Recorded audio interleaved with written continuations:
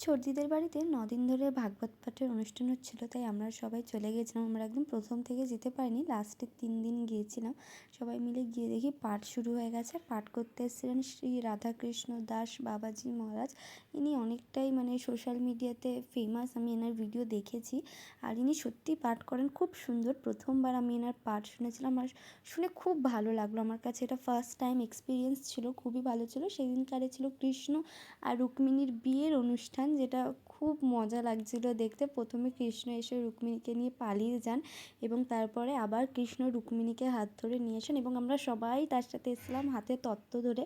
First time আমার এগুলো করতে খুব মজা লাগছিল আর দেখেও খুব মজা লাগছিল। সে বছর ছর্দি কিছু সাজতে পারেনি, শরীর খারাপ ছিল বলে, কিন্তু দিদির যারা সবাই সেজেছিলেন, ওনারা কৃষ্ণ আর রুক্মিণী যে সেজেছিলেন ওনারাও হচ্ছে দিদির যারাই।